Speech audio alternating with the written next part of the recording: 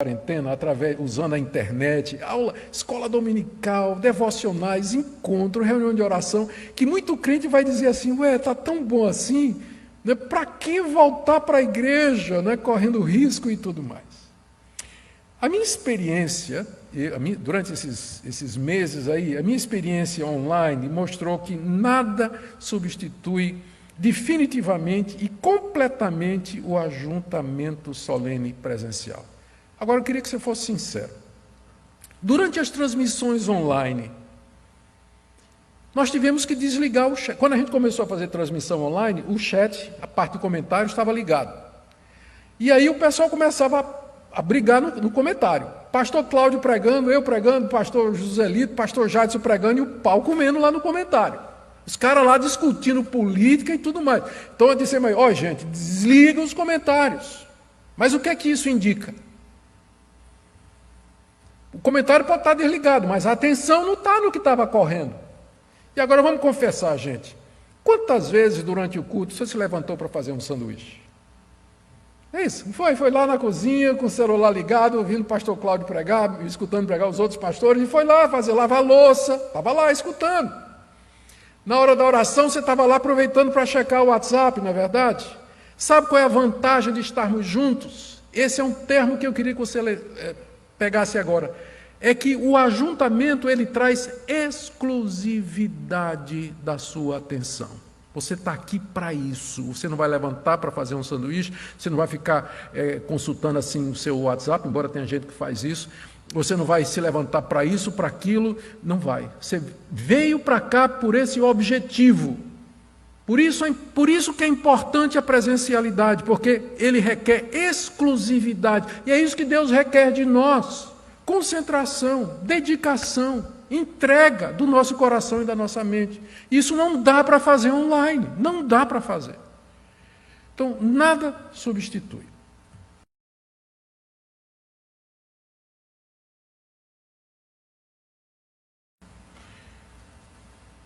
Queria falar nessa noite sobre a importância de nos congregarmos. Hebreus 10, 19 a 25. Portanto, meus irmãos, tendo ousadia para entrar no santuário pelo sangue de Jesus, pelo novo e vivo caminho que ele nos abriu por meio do véu, isto é, pela sua carne, e tendo um grande sacerdote sobre a casa de Deus, aproximemo-nos com um coração sincero, em plena certeza de fé, tendo o coração purificado de má consciência e o corpo lavado com água pura. Guardemos firme a confissão da esperança, sem vacilar, pois quem fez a promessa é fiel.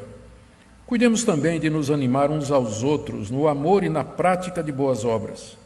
Não deixemos de nos congregar, como é costume de alguns. Pelo contrário, façamos admoestações, ainda mais agora que vocês veem que o dia se aproxima.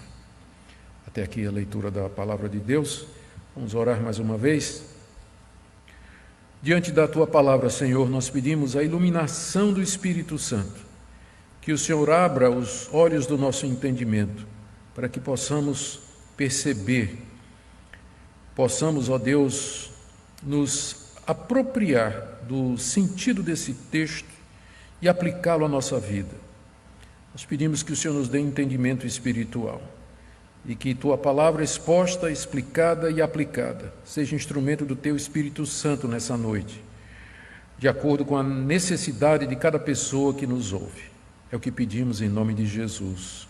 Amém. Amém. Queridos, a carta aos Hebreus foi escrita com o objetivo de impedir que judeus convertidos, a palavra hebreu é a mesma para judeu, para impedir que judeus que haviam se convertido ao cristianismo voltassem atrás e retornassem à prática do judaísmo. Havia um sério risco de que isso acontecesse nas comunidades às quais essa carta foi dirigida. Esses cristãos, judeus convertidos, estavam sendo perseguidos pelos seus patrícios. Isso era muito normal no primeiro século. Quando um judeu se convertia a Jesus Cristo, ele era hostilizado. Para começar, na sua família, ele podia inclusive ser deixado pela sua esposa, divorciado. Ele era expulso da sinagoga E se ele trabalhava para um judeu, provavelmente ele perderia o seu emprego. Os judeus foram os primeiros a perseguir os cristãos, particularmente os judeus convertidos. Depois é que vieram as grandes perseguições feitas pelo Império Romano. Mas quem primeiro perseguiu os cristãos foram exatamente os judeus. Então havia esse risco. Para um judeu se tornar cristão naquela época, significava discriminação, como eu disse, perda de emprego, ameaças, prisão, tortura, em alguns casos até a morte, como foi o caso de Estevão, que foi apedrejado, foi um dos primeiros mártires, apedrejado pelo seu próprio povo lá em Jerusalém. O método do nosso autor aqui na carta é mostrar àqueles cristãos acossados pelos contemporâneos, correligionários, a superioridade de Jesus Cristo com relação à religião antiga deles, aquela religião que está revelada no Antigo Testamento. É o que ele faz nos capítulos de 1 a 9. Esse é o argumento dele. Se vocês voltarem atrás, vocês estarão deixando aquilo que é o cumprimento, aquilo que é o corpo, vocês estarão deixando aquilo que é a substância e voltando para os símbolos, para as sombras e para a tipologia. Vocês estão, na verdade, regredindo se vocês fizerem isso. E aí o que é que vai restar para vocês? Porque uma vez que vocês tiveram conhecimento do Evangelho, provaram do Evangelho, vocês participaram da comunidade, experimentaram os poderes da era vindoura, e agora vocês voltam as costas para tudo isso, que não há mais redenção, não há mais salvação, não há mais possibilidade, não há o que se fazer, vocês teriam que crucificar Cristo outra vez. Esse é o argumento mais poderoso do autor, naquele conhecido capítulo 6 da carta aos Hebreus, que tanto tem desafiado os intérpretes, né? Porque lá ele fala claramente que uma vez que você participou, experimentou e você volta atrás, então não há mais possibilidade de redenção. Seria como crucificar Cristo outra vez. Esse era o risco que aquela comunidade estava sofrendo. Daí a urgência dessa carta. É uma carta poderosa, é uma carta que tem argumentos cogentes, que falam realmente ao nosso coração e nos deixam diante de Deus. Depois isso ele faz nos capítulos de 1 a 9. A partir do capítulo 10, ele começa a desenvolver ou trazer exortações práticas para aqueles cristãos com base em tudo aquilo que ele falou. E uma das suas principais preocupações é que aqueles irmãos, eles parassem de se reunir, parassem de se congregar, que seria a consequência lógica. Uma vez que eles estavam amedrontados, vacilantes, indecisos, a primeira coisa que eles deixariam de fazer, e alguns já estavam fazendo isso, era deixar de se reunir com os demais cristãos em público, com risco ou com medo de ser associado, com medo de ser coparticipante, se fossem considerados criminosos, ou mesmo porque tinham dúvida interna se o cristianismo era de fato a religião verdadeira. Então o nosso autor aqui, a partir do capítulo 10, começa a trazer exortações, começa a trazer orientações para eles. E eu queria ver aqui no texto que eu li para vocês, as 5 exortações que ele faz para que aqueles irmãos continuassem a se reunir, a se estimular e se encorajar a viver na prática cristã. E antes disso, a base que ele coloca para essas exortações. Vamos começar então com as bases. Veja que ele começa dizendo no verso 19, portanto, meus irmãos, etc, etc, etc. O portanto aqui aponta para trás. O que ele vai dizer daqui para frente é consequência daquilo que ele disse antes. E o que ele disse antes eu já toquei no assunto. Nos capítulos de 1 a 9, ele mostra a superioridade de Cristo. Primeiro sobre os anjos, capítulos 1 e 2. A superioridade de Cristo sobre Moisés, capítulos 3 e 4. A superioridade de Cristo sobre Arão, que era o sumo sacerdote da antiga aliança, capítulos 4 a 7. E, finalmente, o ministério de Cristo como sendo superior ao ministério dos sacerdotes, capítulos de 8 a 10. Cristo é superior aos sacerdotes porque ele ministra com uma superior aliança, ele participa de um tabernáculo superior e ele oferece um superior sacrifício maior do que aqueles que eram oferecidos pelos sacerdotes na antiga aliança, que eram sacrifícios de animais. Cristo se oferece a si mesmo puro, imaculado, Filho de Deus, como um sacrifício final, completo, suficiente pelo povo de Deus. Então, é com base nisso, daí o portanto, que ele exorta seus leitores a ficarem firmes, a não desistir, a perseverar na fé e continuar a se reunir como igreja, como povo de Deus. Vejamos então as 5 exortações, com base na obra de Cristo, 5 exortações que ele faz para aqueles queridos irmãos que estavam sendo tão tentados a voltar atrás e desistir, inclusive deixando de participar das assembleias. Primeira exortação: entremos no santuário, verso 19 a 21. Portanto, meus irmãos, tendo ousadia para entrar no santuário, pelo sangue de Jesus, pelo novo e vivo caminho que ele nos abriu por meio do véu, isto é, pela sua carne, tendo um grande sacerdote sobre a casa de Deus.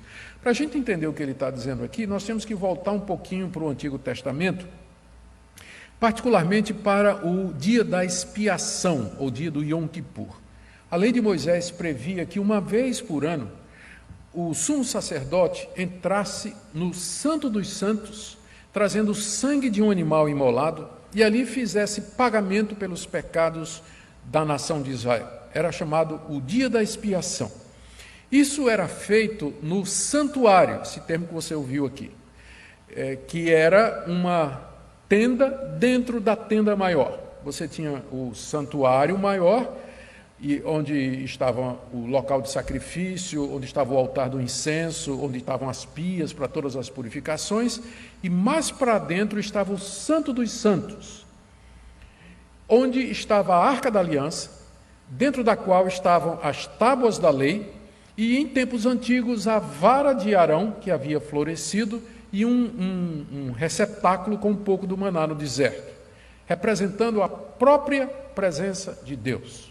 Os 2 querubins de ouro batidos sobre a arca, com as asas se tocando no meio. Era ali que o sacerdote entrava e ele derramava o sangue do animal que havia sido sacrificado e fazia propiciação, pagamento. É por isso que o nome daquela tampa era propiciatório, que é exatamente porque ali se fazia propiciação pelos pecados. Só quem podia entrar era o sumo sacerdote. Tempos posteriores depois, no período do intermediário entre os testamentos, a gente lê na literatura judaica uma coisa muito interessante, de que os sacerdotes, quando entravam, eles amarravam uma corda no pé do sacerdote, porque poderia acontecer que o sacerdote entrasse lá no Santo dos Santos para oferecer o sacrifício a Deus e ele morresse. E aí, como ninguém podia entrar, quem entrasse no Santo dos Santos seria morto, era isso que a lei dizia. Então, eles puxavam o sacerdote, exatamente porque ninguém podia entrar dentro dos Santos dos Santos, Santo dos Santos. Então, era essa a prática na antiga aliança, era assim que era feito. Era proibido absolutamente o acesso de qualquer pessoa, menos o sumo sacerdote, lá no santuário. Tudo aquilo foi designado por Deus, desenhado por Deus com um propósito. Estava apontando para o sacrifício de Cristo na cruz do Calvário, que haveria de acontecer centenas de anos depois.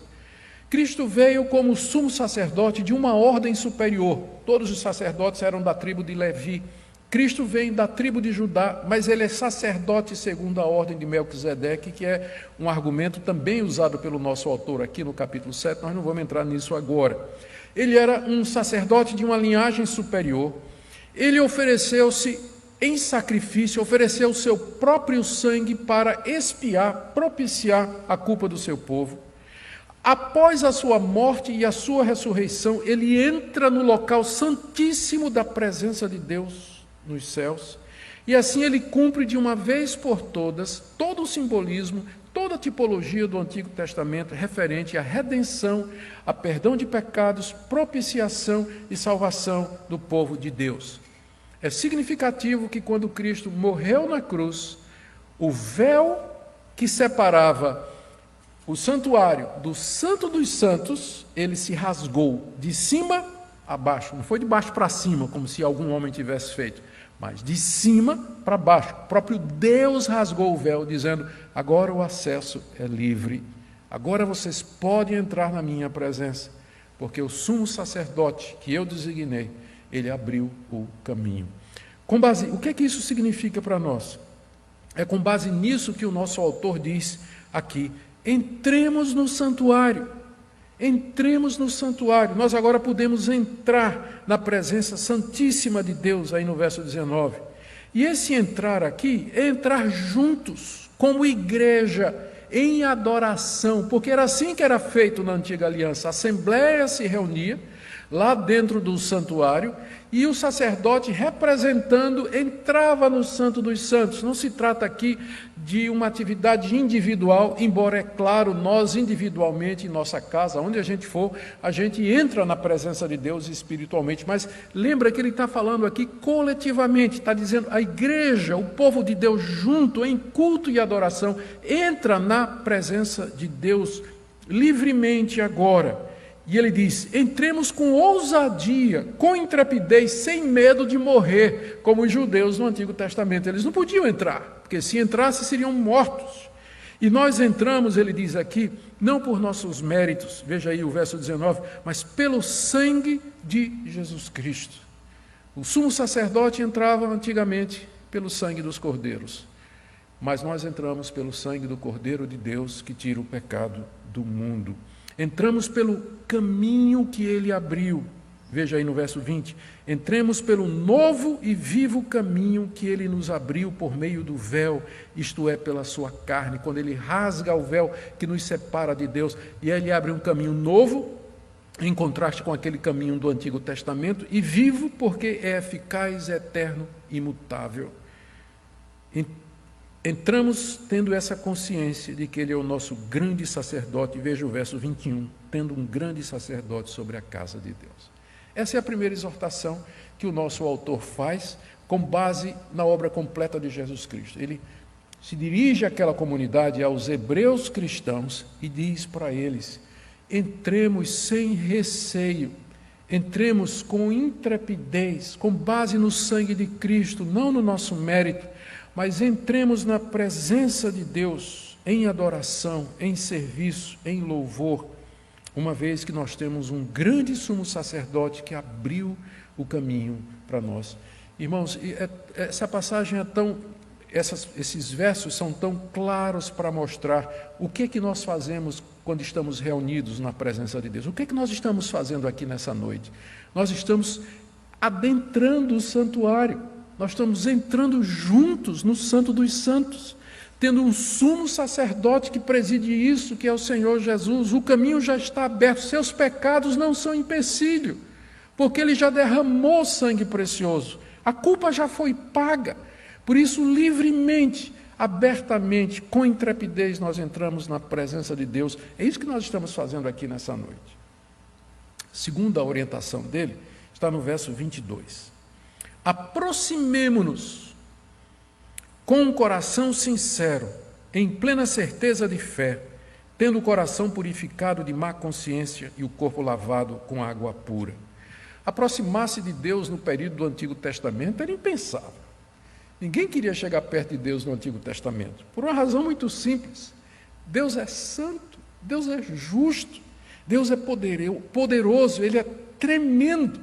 E nós somos pecadores, merecemos a sua ira. Quem pode se aproximar de Deus? Essa sensação que Abacuque teve quando ele viu a glória de Deus e os atos que Deus haveria de fazer contra a nação de Judá e nos reinos daquele mundo. Nós lemos no final de Abacuque, ele diz assim que entrou a podridão nos meus ossos, meus joelhos vacilaram, eu quase não fiquei em pé, né? Deu dor de barriga, né? O meu íntimo se comoveu, as minhas entranhas se comoveram. Era essa a reação das pessoas quando se viam diante da presença de Deus. Ou, por exemplo, Daniel, lá no capítulo 10 do seu livro, diante da manifestação do anjo do Senhor, que era a presença do próprio Deus, ele cai no chão, passa uma semana abatido, sem poder se levantar. Ou Moisés, diante da sarça ardente, é obrigado a se ajoelhar e ouve a voz: tira as sandálias do teu pé. Os israelitas no pé do Monte Sinai, quando Deus desceu em glória, eles disseram para Moisés: não fale Deus conosco, nós estamos com medo. Ouve, Moisés, as palavras de Deus e nos transmite. Ou como Isaías, diante da visão da santidade de Deus, Isaías capítulo 6, ele vê os anjos ao redor de Deus dizendo: Santo, Santo, Santo é o Senhor de Israel, Senhor dos Exércitos. Qual é a reação de Isaías? Ai de mim que vou perecendo, porque os meus olhos viram o Senhor. Era isso que acontecia no Antigo Testamento, quando alguém se aproximava de Deus. Mas agora, o autor da carta aos Hebreus diz àqueles judeus cristãos: aproximemo-nos de Deus, cheguemos próximos a Ele. Não é só entrar no santuário, mas nos achegar a Ele, nos achegar a Ele. Os israelitas, para se aproximar de Deus, eles tinham que oferecer sacrifícios e depender da mediação dos sacerdotes, mas agora nós somos encorajados a livremente nos chegar perto de Deus. E é isso que nós queremos, não é para isso que nós estamos aqui nessa noite. Nós queremos não somente entrar na presença de Deus, mas nós queremos chegar perto dele. Porque o temor se foi, o temor da morte, da condenação já foi tirado. Por isso que nós podemos nos aproximar dele. Chegamos como igreja à presença de Deus para adorá-lo, para agradecer-lhe, cantar-lhe louvores, contemplá-lo, ouvir a sua voz através da palavra, apresentar em oração e súplica as nossas necessidades, interceder pelos amigos, interceder pelos irmãos, interceder pelos pobres, interceder pela nossa nação, pela autoridade constituída. E tudo isso, veja o que ele diz, ainda nesse versículo, verso 22. Com um coração sincero, ou seja, um coração verdadeiro, sem engano e sem hipocrisia, e em plena confiança, ele diz ainda, ou seja, com uma fé firme, com plena certeza de fé, de que o nosso Deus nos ouve, que Ele nos acolhe, que Ele nos recebe, que Ele tem prazer em nos tomar na sua presença. Nós podemos fazer isso, e eu chamo sua importância para isso, eu chamo sua atenção para esses dois pontos importantes. Nós podemos nos achegar a Deus, nos aproximar dEle confiantemente, por dois motivos, que o nosso autor diz aqui no verso 22. Porque nós tivemos o coração purificado de má consciência. Uma consciência pesada sempre é um empecilho para a gente chegar perto de Deus, não é verdade? Vocês sabem disso. Quando vocês caem, quando vocês tropeçam, a consciência acusa. E você fica receioso de chegar perto de Deus, não é verdade? Você fica ressabiado, fica meio que envergonhado. Mas agora o nosso autor diz: chegue-se livremente a Deus, porque o seu coração foi purificado de obras mortas. A sua consciência, ela foi limpa da culpa pelo sangue de Jesus. E, portanto, com a consciência tranquila. Não é que nós somos perfeitos, mas que os nossos pecados foram pagos, foram quitados pelo nosso sumo sacerdote, quando ele entrou no santuário, ofereceu o seu sangue, abriu um novo caminho. Nossa consciência agora, ela pode ser limpa da culpa do pecado, e nós podemos chegar livremente diante de Deus. Tem gente que não quer nem orar, quando pensa assim: por que você não ora? Por que você não chega perto de Deus? A pessoa diz: mas como é que eu vou chegar diante de Deus? Deus conhece meu coração, Deus sabe os meus pecados. Claro que Ele sabe. Mas Ele mesmo já mandou um sumo sacerdote para dar a você uma consciência tranquila. Por isso você pode chegar-se a Deus, aproximar-se de Deus, tendo o coração purificado de má consciência. E, ele diz aqui, numa passagem difícil de interpretar, o corpo lavado com água pura. Não está se referindo aqui dizendo que a gente tem que tomar banho para poder... Bom, é uma boa prática, né? A gente toma banho para vir para a igreja, para com os irmãos. Mas não é isso que está se referindo aqui. Havia muitos rituais de purificação no Antigo Testamento que eram feitos com água. Pessoas que eram consideradas imundas ou impuras, elas tinham que passar por alguns rituais, e com frequência se usava água corrente ou água com as cinzas de uma novilha, que funcionava como eram aspergidos em cima do povo, não é? O povo não era imergido, mas eles eram aspergidos com essa água, significando algum tipo de purificação. Provavelmente o nosso autor tem em mente aqui o batismo cristão. É uma referência ao batismo, que é uma demonstração pública que nós fazemos daquilo que já aconteceu dentro de nós, que foi a purificação do nosso coração pelo sangue de Jesus Cristo. O batismo tem essa figura, ele não somente é o selo da aliança de Deus conosco, mas ele também é uma expressão da lavagem, da purificação que no Antigo Testamento era feita com água e que o batismo simboliza e representa. Então, com isso feito, o coração purificado e já tendo demonstrado publicamente pelo batismo que nós somos de Jesus Cristo, nós podemos nos achegar com confiança e nos aproximar do nosso Deus. Essa é a segunda orientação que ele nos dá aqui. Vamos para a terceira, está no verso 23. Ele diz assim: guardemos firme a confissão da esperança sem vacilar, pois quem fez a promessa é fiel. O que nosso autor quer dizer por confissão da esperança? A esperança referida aqui é a esperança que nós temos de termos o perdão de pecados e, finalmente, a vida eterna. Participar no novo mundo que Deus está preparando e que se aproxima dia a dia. Enfim, a imortalidade, a ressurreição dos mortos. Essa é a esperança cristã. É chamada de esperança porque essa é a linguagem do Antigo Oriente.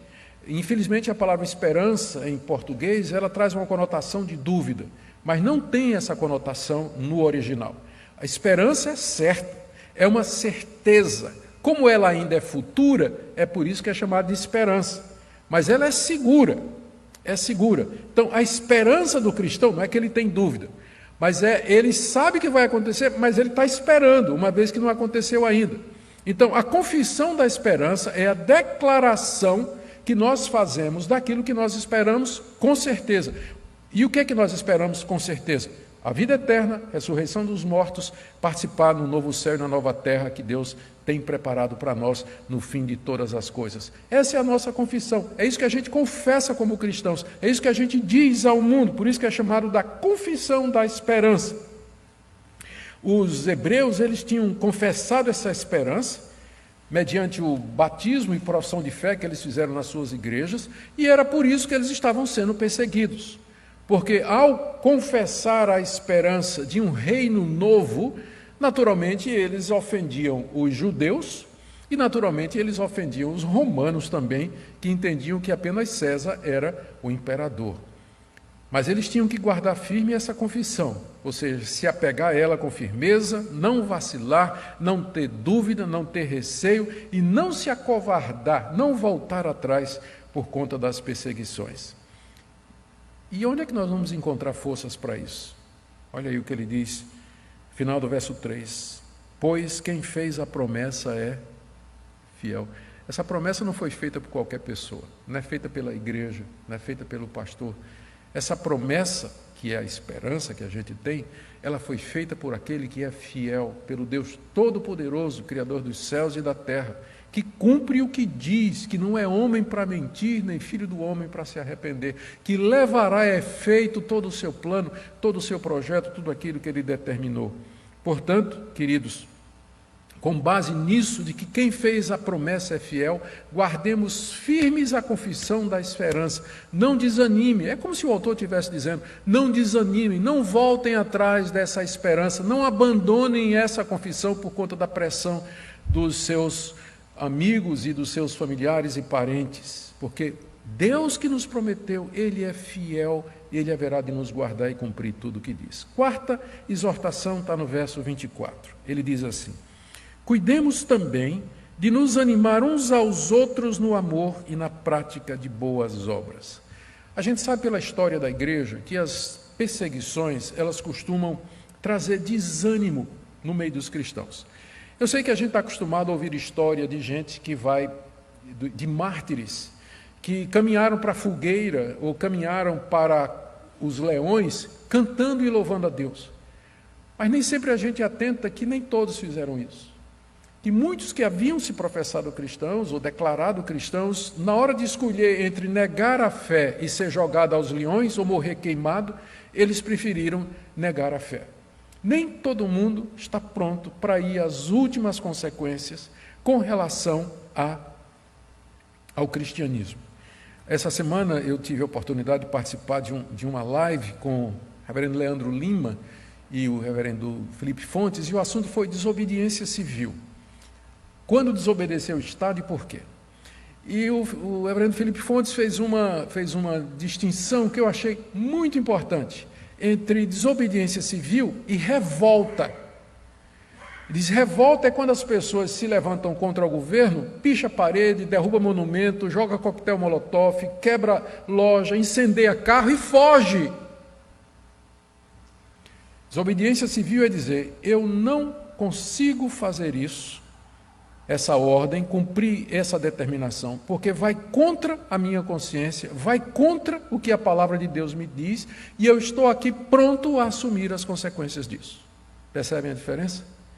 Nem todo mundo está pronto para isso, não é verdade? Mas pode chegar o momento em que nós vamos ser chamados a decidir o que fazer, se nós estamos dispostos a fazer isso aqui, guardar firme a confissão da esperança sem vacilar. As perseguições, elas costumam trazer desânimo e medo aos cristãos, especialmente quando, e se afirmarmos ser cristãos, trouxer perda da liberdade, bens e, quem sabe, da própria vida. Muitos desanimam e desistem, inclusive de ajudar os outros, que é uma prática comum nas igrejas, nós ajudarmos uns aos outros. Portanto, é importante, em tempos difíceis, que se faça o que nosso autor está dizendo aqui no verso 24. Cuidemos também de nos animar uns aos outros no amor e na prática de boas obras. Cuidar de animar uns aos outros significa que nós devemos perceber, levar em conta uns aos outros, com o objetivo de nos estimular, incentivar e animar a fazer duas coisas: amar e praticar boas obras. Os hebreus aqui, e o nosso autor reconhece isso, eles estavam no geral cuidando dos seus necessitados. Veja o que ele já tinha dito em Hebreus capítulo 6, verso 10. Deus não é injusto para se esquecer do trabalho, a palavra no grego é obras, a mesma palavra que aparece aqui. Deus não é injusto para se esquecer das obras que vocês fizeram e do amor, mesma palavra que aparece no nosso texto, que mostraram para com o seu nome, pois vocês serviram e ainda estão servindo aos santos. Então, entre aqueles irmãos a quem essa carta foi dada, havia aqueles que estavam praticando boas obras e amando e cuidando dos seus irmãos. E o nosso autor está dizendo aqui: Deus não é injusto, Ele não vai esquecer o que vocês estão fazendo. E mais adiante aqui no capítulo, ele vai dizer, no verso 34, vocês não apenas se compadeceram dos encarcerados, aqueles cristãos que já estavam presos por conta do Evangelho, por conta de professarem a Cristo, vocês não apenas se compadeceram dos encarcerados, mas também aceitaram com alegria a expoliação dos seus bens. Outros já tinham perdido os seus bens na perseguição que era movida contra eles. E está dizendo aqui que eles aceitaram com alegria, porque vocês sabem que vocês têm um patrimônio superior e durável. Eles tinham um patrimônio superior e durável que é aquilo que Deus nos reserva na esperança que nós mencionamos, a vida eterna, o novo céu e nova terra, onde habita a justiça. Mas talvez um grande número de entre aqueles irmãos estava bem desanimado, deixando de se congregar e, com certeza, com receio de ajudar os presos. Por isso era necessário que eles fossem encorajados, animados a amar mais e fazer o bem aos seus irmãos. É a mesma coisa que acontece toda vez que a Igreja de Cristo passa por dificuldades, ameaças. Daí a necessidade dos crentes se encontrarem para se animarem mutuamente e se encorajarem. É isso que nosso autor está dizendo aqui. Vamos reler verso 24? Cuidemos também de nos animar uns aos outros. Como é que a gente faz isso? Quando a gente faz isso? Quando nós estamos juntos, num momento como esse. Esse é um momento de ânimo, é um momento de encorajamento, onde nós temos os exemplos dos outros diante de nós, onde nós nos vemos uns aos outros e onde nós nos encorajamos. Nós lutamos melhor juntos, não é? Em bando. Agora vamos para a última orientação, verso 25. Não deixemos de nos congregar, como é costume de alguns. Pelo contrário, façamos admoestações, ainda mais agora que vocês veem que o dia se aproxima. Congregar significa reunir-se como igreja juntamente com os outros irmãos. Isso que a expressão significa. E essa era a prática constante dos cristãos no primeiro século. mesmo em meio às muitas dificuldades, eles não perdiam ocasião para se congregar. Se congregavam nas casas, se congregavam casas onde havia espaço suficiente, se congregavam no campo aberto, nas praias. Em Atos capítulo 20, nós temos um exemplo de encontro desse na praia, quando Paulo marca encontro com as igrejas de Éfeso. E ali na praia mesmo, ele ora com eles, prega, ora com eles e se despede deles. Onde os cristãos pudessem encontrar espaço, eles se reuniam. Uma vez que o cristianismo era considerado ilegal, eles não tinham, como os judeus, o privilégio de construir suas sinagogas, seus locais de adoração. Os pagãos tinham esse privilégio, havia templo para a deusa Diana, havia templo para o deus Apolo, havia o templo de Júpiter, mas os cristãos não tinham esse privilégio, então eles se reuniam onde eles podiam, a oportunidade que eles tinham eles aproveitavam, e quando ficava difícil eles iam para as catacumbas, para os cemitérios. E ali juntos eles partiam o pão, celebravam a ceia do Senhor, eles praticavam o batismo, eles se exortavam, se encorajavam, instruídos na palavra de Deus pelos pastores e pelos mestres. Era assim que eles viveram. Alguns dos crentes hebreus, eles estavam deixando de se reunir com os demais, como ele diz aqui, provavelmente desanimados pelas perseguições, talvez vacilantes e duvidosos com relação à fé em Cristo Jesus, indecisos se permaneceriam cristãos ou voltariam para o judaísmo. E isso já fazia algum tempo, a ponto do autor aqui dizer: não deixemos de nos congregar, como é costume de alguns, já tinha virado hábito. Alguns que um dia tinham professado a Cristo, se tornado membro da igreja, provaram de todos os privilégios da comunidade, agora já fazia algum tempo que eles tinham resolvido não se reunir mais. Não é que eles tinham abandonado a Cristo, mas talvez eles tinham receio de se identificar publicamente para não serem perseguidos. Ou talvez eles acharam que o risco era muito grande, uma vez que eles estavam contemplando a possibilidade de voltar atrás. Qualquer que fosse o motivo, vários destes, que ainda se chamavam de cristãos, já estavam na prática de não ir mais aos encontros, a participar das assembleias, onde os cristãos se reuniam, se congregavam para louvar a Deus. Diante disso, o nosso autor aqui, ele faz duas admoestações que estão no verso 25. Primeiro, não deixemos de nos congregar. Não deixemos de nos congregar. Isso é, vocês não devem continuar nesse costume de não mais ir às assembleias, encontros e reuniões. Se ele está dizendo que eles não deveriam deixar de se congregar, é porque se congregar é a coisa certa. É a coisa certa a fazer. E deixar de fazê-lo traz prejuízo. Vocês notaram que quase tudo que ele disse aqui, exortasse mutuamente, considerasse mutuamente, encorajasse mutuamente, entrar conjuntamente na presença de Deus, é tudo feito em comunidade. É tudo feito em comunidade. Por isso ele diz: não deixem de se congregar.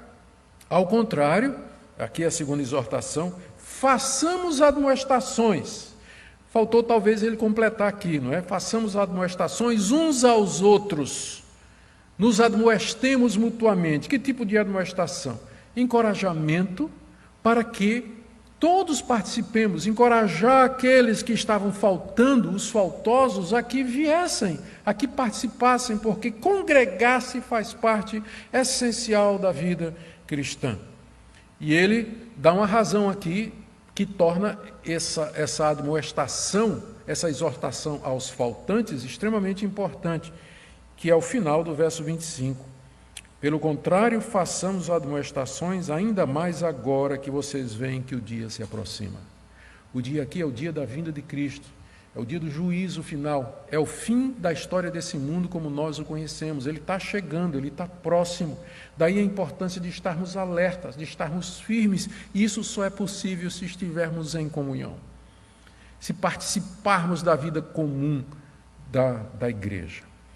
Queridos, era isso. Era nas reuniões da igreja que eles encontrariam ânimo, encorajamento, estímulo para permanecer firmes na fé e aguentar a perseguição. Eu quero tirar duas lições, já caminhando para o fim, duas lições importantes para nós aqui dessa passagem. A primeira delas é essa. O que nós fazemos quando estamos juntos como igreja em culto a Deus? Eu creio que esse texto nos diz muito claramente. Nós entramos no Santo dos Santos, na presença de Deus, para adorar juntamente com os nossos irmãos. Nós, com liberdade e consciência limpa, fazemos os nossos pedidos quando nós estamos juntos como irmãos. Nós chegamos perto do Senhor do Universo, mediante Jesus Cristo, sem medo. É claro que nós podemos fazer isso individualmente. Contudo, nós somos encorajados em toda a Bíblia a fazer isso como membros do mesmo corpo, como galhos da mesma árvore, como pedras do mesmo edifício. A Bíblia usa várias metáforas para se referir à igreja em termos de comunidade, vida em comunidade, vida em comunidade. Essa é a primeira lição que nós aprendemos. A segunda, os benefícios de nos congregarmos como igreja para cultuar a Deus. Somos fortalecidos na nossa fé e na esperança da vida eterna. Somos encorajados a cuidar dos nossos irmãos carentes, amor e boas obras, e somos animados a prosseguir como cristãos. Estes são os benefícios. Por isso que a Bíblia é tão clara. Por isso que o Senhor Jesus Cristo disse, onde estiverem 2 ou 3 reunidos, aí estou eu no meio deles. A importância que o Senhor Jesus Cristo deu a congregar-se. Mas eu preciso responder alguns questionamentos antes de trazer algumas aplicações práticas, não é? Por exemplo, pastor, se isso que o senhor acabou de dizer é a vontade de Deus, não deixem de se congregar, será que então nós estamos desobedecendo a Deus durante essa quarentena? Nós pecamos contra Deus porque nós não nos reunimos? A resposta é que não fomos nós que fechamos a igreja, foi o Estado. Não fomos nós que voluntariamente dissemos assim, não vamos mais nos congregar. Nós fomos a isso obrigados pelas autoridades superiores. E as razões que elas apresentaram nos pareciam razoáveis e as medidas necessárias, uma vez que o que estava envolvido era o bem comum, era o bem público, era a saúde pública. Nós tivemos o consolo e o escape de realizar, ainda que em parte, algumas das nossas atividades, como pregação, aulas, encontros, reuniões de oração, mas em nenhum momento, vocês ouviram ou alguém ouviu de nós qualquer menção de que isso tudo, se continuar desse jeito, para nós está muito bom. Não está, não. Nada substitui isso que nós acabamos de ver, nada substitui isso aqui que nós acabamos de ler, essas exortações. Nós vemos isso como uma coisa provisória, como uma coisa temporária, que tem uma razão justa, que é a saúde pública, e por isso nós podemos suportar e aguentar por um tempo. E se a situação seguir outro rumo, tipo de proibição absoluta, sem tempo determinado, aí novas situações requerem novas decisões. Nós não seríamos a primeira igreja a desobedecer o Estado. É só ler a história da cristandade e vocês verão que os cristãos têm uma longa história do relacionamento com o Estado e nem sempre muito boa. Não é que somos maus cidadãos, ao contrário, nós somos dos melhores. Mas é que a nossa lealdade está primeiramente a Deus e a sua palavra e só depois às autoridades constituídas. Então, nós não pecamos deixando de nos congregar, porque não fomos nós que fechamos as nossas igrejas, mas a autoridade constituída. E nós entendemos que por uma razão justa por um tempo. Outro questionamento que as pessoas podem fazer, mas pastor, nós não podemos nos congregar nas casas, por que o templo? Claro, nós podemos nos reunir em qualquer lugar onde caiba a igreja toda, onde caiba os membros da igreja. Pode ser numa casa, ar livre, praças, estádios, onde for. Nós nunca dissemos, nem com isso queremos dizer. Eu recebi um questionamento de um pastor presbiteriano, não um questionamento, uma pergunta, uma consulta de um pastor presbiteriano de uma grande igreja em Brasília, que tinha optado por não, mesmo que Brasília tinha aberto, eles tinham optado por não voltar. Mas aí Eles não iam à igreja durante essa quarentena, usando a internet, aula, escola dominical, devocionais, encontro, reunião de oração, que muito crente vai dizer assim, está tão bom assim, né? Para que voltar para a igreja, né? Correndo risco e tudo mais. A minha experiência, durante esses meses aí, a minha experiência online mostrou que nada substitui definitivamente e completamente o ajuntamento solene presencial. Agora, eu queria que você fosse sincero. Durante as transmissões online, nós tivemos que desligar o chat. Quando a gente começou a fazer transmissão online, o chat, a parte de comentários, estava ligado. E aí o pessoal começava a brigar no comentário. Pastor Cláudio pregando, eu pregando, pastor Joselito, pastor Jadson pregando e o pau comendo lá no comentário. Os caras lá discutindo política e tudo mais. Então eu disse, mas, gente, desliga os comentários. Mas o que é que isso indica? O comentário pode estar desligado, mas a atenção não está no que estava correndo. E agora vamos confessar, gente. Quantas vezes durante o culto você se levantou para fazer um sanduíche? É isso. Foi lá na cozinha, com o celular ligado, ouvindo o pastor Cláudio pregar, escutando pregar os outros pastores, e foi lá lavar a louça, estava lá escutando. Na hora da oração, você estava lá aproveitando para checar o WhatsApp, não é verdade? Sabe qual é a vantagem de estarmos juntos? Esse é um termo que eu queria que você pegasse agora. É que o ajuntamento, ele traz exclusividade da sua atenção. Você está aqui para isso. Você não vai levantar para fazer um sanduíche, você não vai ficar consultando assim o seu WhatsApp, embora tenha gente que faz isso. Você não vai se levantar para isso, para aquilo, não vai. Você veio para cá por esse objetivo. Por isso que é importante a presencialidade, porque ele requer exclusividade. E é isso que Deus requer de nós. Concentração, dedicação, entrega do nosso coração e da nossa mente. Isso não dá para fazer online, não dá para fazer. Então, nada substitui. Termino. Eu disse isso várias vezes. Dica, quando eu disser isso, não acredite, tá certo? Não acredite. Algumas aplicações práticas aqui para nós. Primeiro, aos membros da igreja. Apesar de todas as restrições, queridos, que privilégio nós podermos retomar. Eu confesso que eu já tinha perdido o jeito. Eu fiquei tão acostumado a pregar olhando para o olho morto de uma câmera, que ver vocês aqui me deixou nervoso. Né? Eu já tinha perdido o jeito. Mas que privilégio nós podermos voltar aos cultos.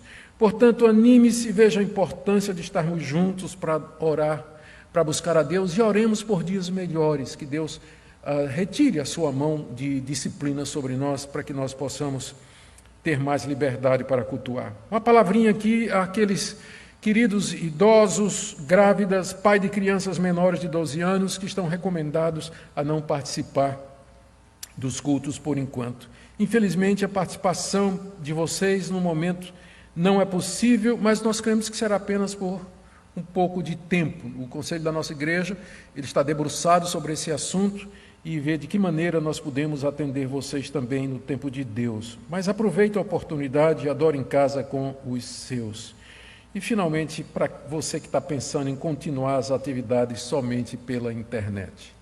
Eu espero que essa mensagem, essa palavra de Hebreus, capítulo 10, de 19 a 25, cale no seu coração e que você veja a importância que a palavra de Deus dá a que estejamos juntos, para que nós juntos nos encorajemos, juntos entremos na presença de Deus e juntos possamos dar ao mundo um testemunho de fé da nossa esperança.